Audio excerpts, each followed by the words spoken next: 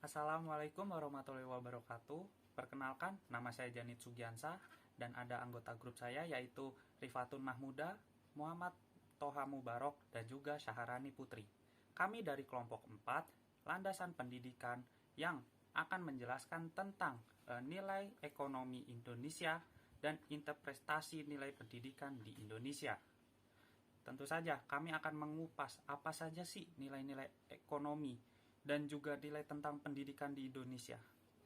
Saksikan berikut ini.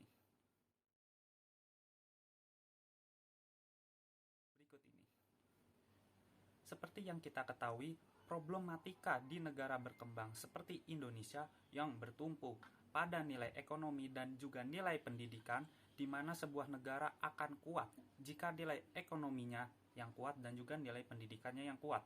Begitu juga sebaliknya. Nah, nilai modal manusia atau human capital suatu bangsa tidak hanya ditentukan oleh jumlah populasi penduduk atau tenaga kerja kasar, tetapi sangat ditentukan oleh tenaga kerja intelektual atau bisa disebut brain intensive. Nah, pendidikan dan pelatihan akan dapat meningkatkan pengetahuan dan keahlian yang pada gilirannya dapat meningkatkan produktivitas kerja suatu bangsa, sehingga bisa meningkatkan nilai ekonomi dan juga nilai dari negara kita.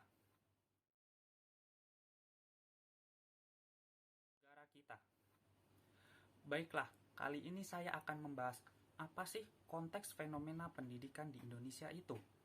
Nah, seperti yang kita ketahui, di Indonesia, pendidikan itu sudah diatur melalui Undang-Undang Sistem Pendidikan Nomor 20 Tahun 2003, yaitu pemerintah daerah untuk memberikan layanan dan kemudahan serta menjamin terselenggaranya pendidikan yang bermutu bagi setiap warga negara tanpa diskriminasi. Tapi, nilai pendidikan di negeri ini tergolong agak mahal. Buktinya, setiap awal tahun banyak warga yang kurang mampu berbondong-bondong ke kantor desa atau kelurahan untuk mendapatkan surat keterangan tidak mampu. Nah, di sisi lain, masyarakat tradisional juga menilai bahwa pendidikan adalah pelayanan sosial yang harus diberikan kepada masyarakat, atau bisa kita sebut dengan up to down, atau sering disebut public service. Nah, pola pikir masyarakat yang demikian ini mengakibatkan makna dan nilai pendidikan kurang menarik dan terkesan monoton. Lantas, bagaimana pendidikan bisa membuat manusia yang cerdas, maju, sejahtera, dan peradaban tinggi? Pendidikan memproses manusia hingga menjadi manusia yang produktif, yang memiliki kemampuan membangun. Pembangunan itu sendiri dilakukan oleh manusia, dibangun oleh pendidikan. Nah, modal yang ditanam untuk pendidikan berperan sebagaimana modal yang ditanam untuk memproduksi barang dalam industri yang menguntungkan. Bedanya, ini hanya produk yang diharapkan. Menjadi output pendidikan bukan berarti komoditi, tetapi berupa manusia yang terampil dan berkemampuan membangun.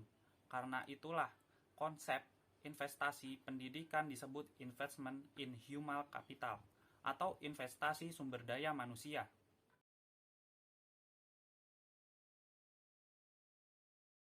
Apa sih ekonomi pendidikan itu? Ekonomi pendidikan adalah studi tentang bagaimana manusia secara kelompok membuat keputusan mengenai sumber daya yang terbatas agar tetap mendapatkan atau menghasilkan bentuk pendidikan, pengembangan ilmu pengetahuan, dan juga keterampilan. Nah, pendidikan ini kan memproses manusia hingga menjadi manusia yang produktif nih. Karena itu, muncullah teori-teori seperti investment in human capital atau biasa disebut dalam bahasa Indonesia seperti investasi sumber daya manusia, yang berarti teori manusia sebagai modal, karena pendidikanlah yang mengangkat derajat manusia ke perubahan hidup yang lebih baik di dunia ini. Nah, bisa dikatakan juga nih bahwa masyarakat miskin pun dapat mengangkat derajatnya bukan karena uang, bukan karena lahan ataupun materi-materi lainnya, melainkan dengan pengetahuan yang dia miliki yang menjadi modal utamanya dalam mengangkat derajat dirinya sendiri. Sebenarnya, ekonomi ini memiliki peran penting nih bagi kehidupan seseorang dan juga dalam penyelenggaraan pendidikan. Dengan cara pemerintah menyediakan dana pendidikan yang besar agar masyarakat mendapatkan pendidikan yang murah tetapi dengan kualitas yang bagus.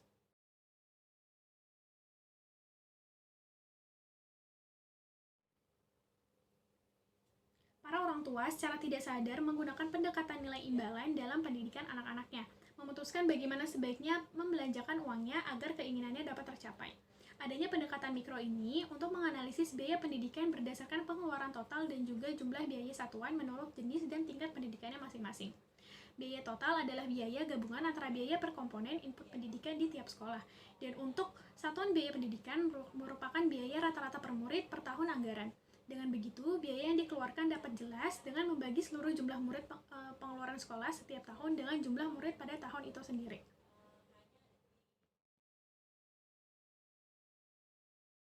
Nomor 5, bagaimana perbandingan tindakan ekonomi dengan tindakan pendidikan berdasarkan pendekatan makroekonomi pendidikan?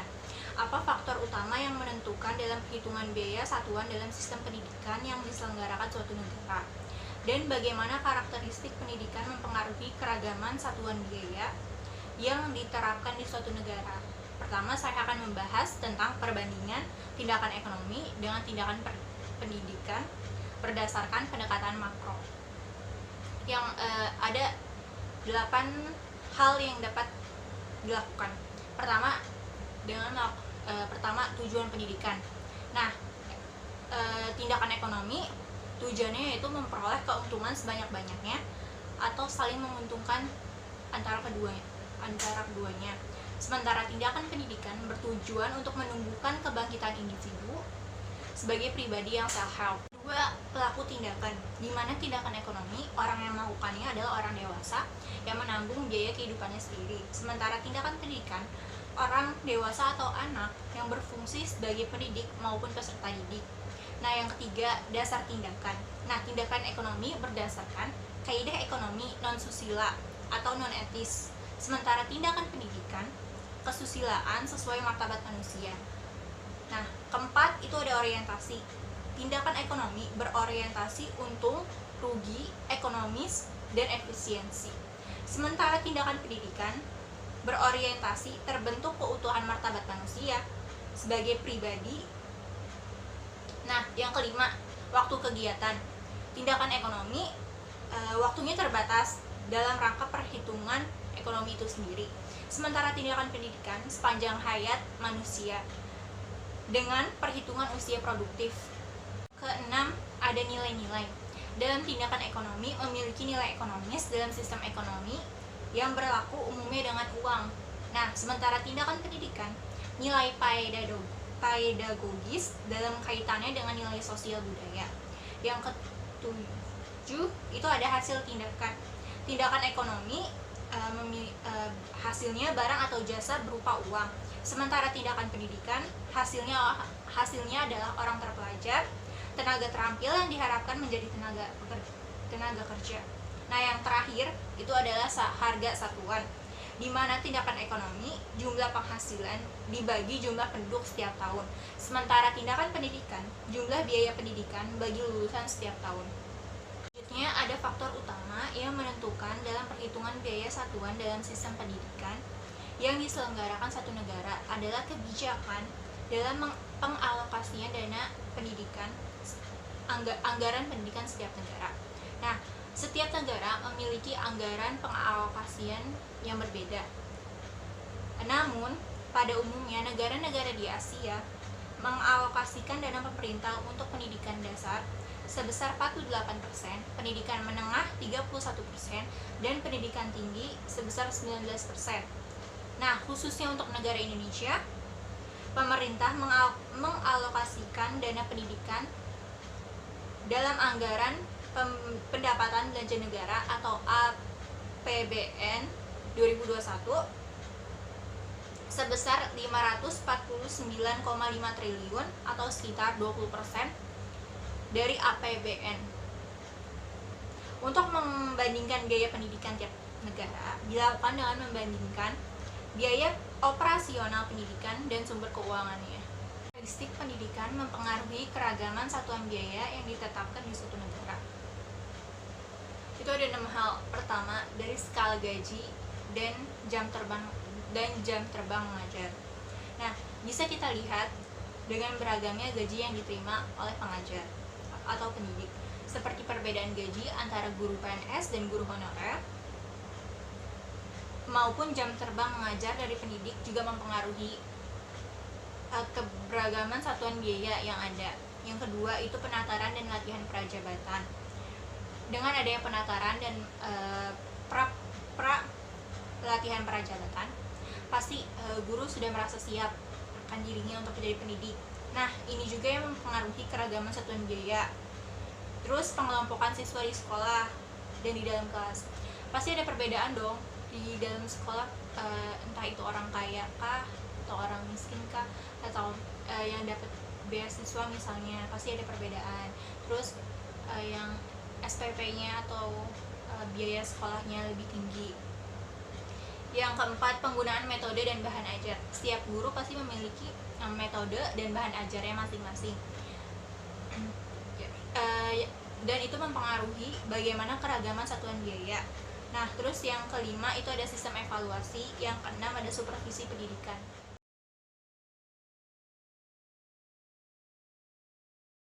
Nomor 6, apa fungsi ekonomi dalam pelaksanaan pendidikan?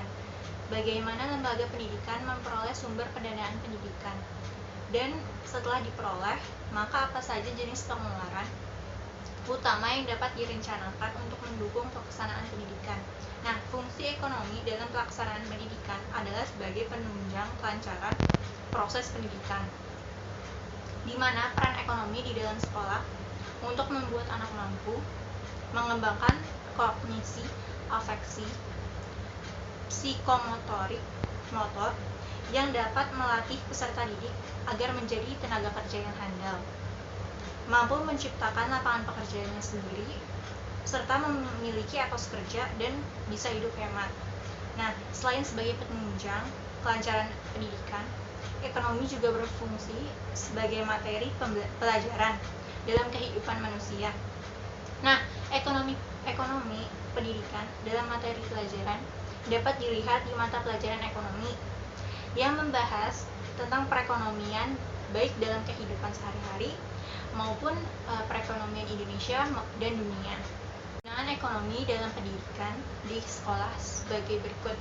Yang satu, untuk membeli keperluan pendidikan yang tak dapat dibuat sendiri, seperti prasarana dan sarana dan prasarana, media, alat peraga, dan sebagainya. Yang kedua, membiayai semua perlengkapan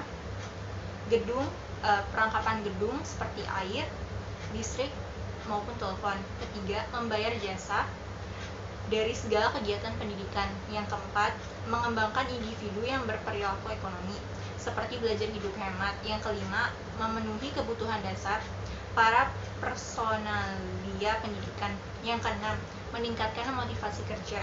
Yang ketujuh, meningkatkan gairah kerja para personalia pendidikan.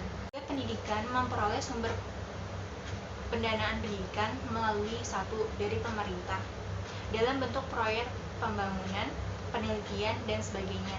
Yang kedua, kerjasama dengan instalasi lain, baik pemerintah, swasta, maupun dunia usaha. Kerjasama dalam bidang penelitian, pengabdian pada masyarakat. Yang ketiga, membentuk pajak pendidikan, di mana program ini bisa dirancang bersama antara lembaga pemerintah setempat dan masyarakat.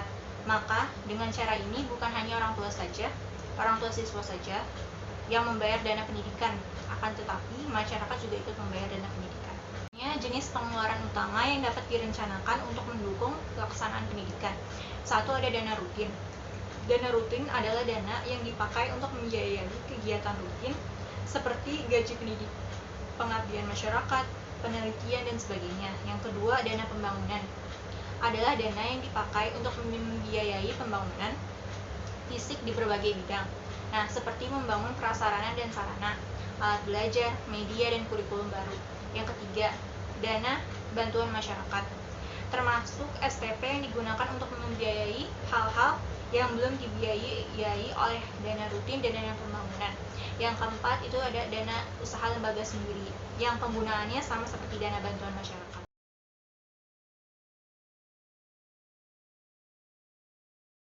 Selanjutnya yaitu, fungsi produksi ekonomi akan bisa diaplikasikan dengan baik jika ada jaminan bahwa peserta didik segera bekerja sebagai pegawai setelah lulus, dengan gaji yang cukup sehingga tidak mencari tambahan pekerjaan di luar.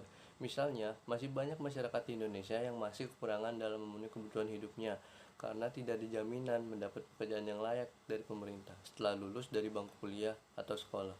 Padahal mereka sudah mengeluarkan biaya yang banyak untuk sekolah atau kuliah. Kemudian contoh lainnya seperti kurangnya penghasilan yang diberikan kepada guru-guru honorer yang gajinya masih di bawah standar, yang menyebabkan mereka mencari alternatif solusi agar memenuhi kebutuhan hidupnya dengan cara mengambil pekerjaan lain seperti ojek online. Padahal seharusnya tidak perlu hal itu jika pemerintah memberikan penghidupan yang layak bagi mereka. Marketing dalam pendidikan mempunyai peran, yaitu memberikan pelayanan dan program pendidikan yang terbaik kepada konsumen, yang dimana di sini konsumen adalah peserta didik atau siswa atau pelajar.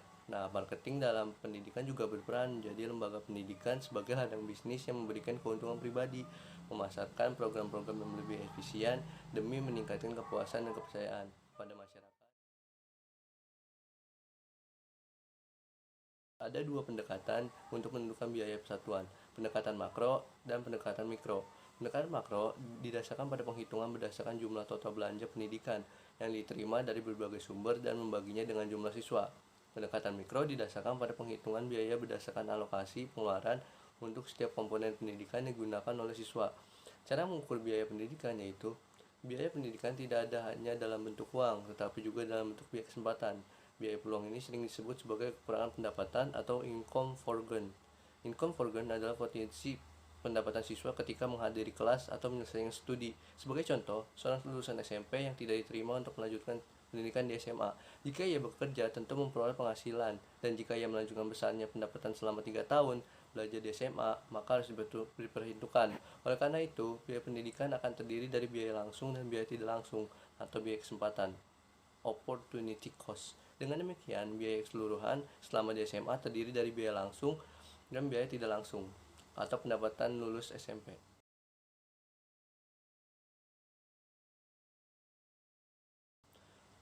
Suatu metode atau cara untuk mengukur manfaat pendidikan dari segi biaya, laba diukur dengan menggunakan pola pendapatan seumur hidup. Pola pendapatan seumur hidup seseorang menjadi berbentuk V terbalik, dimulai dengan pendapatan rendah di usia muda, meningkat di kemudian hari, dan menurun seiring bertambahnya usia. Pendapatan atau gaji adalah ukuran kinerja akademik yang paling banyak digunakan untuk mengukur manfaat pendidikan. Ada 3 alasan yang dapat ditemukan, yaitu dari logika dan pengalaman, mayoritas masyarakat pergi ke sekolah untuk keuntungan finansial.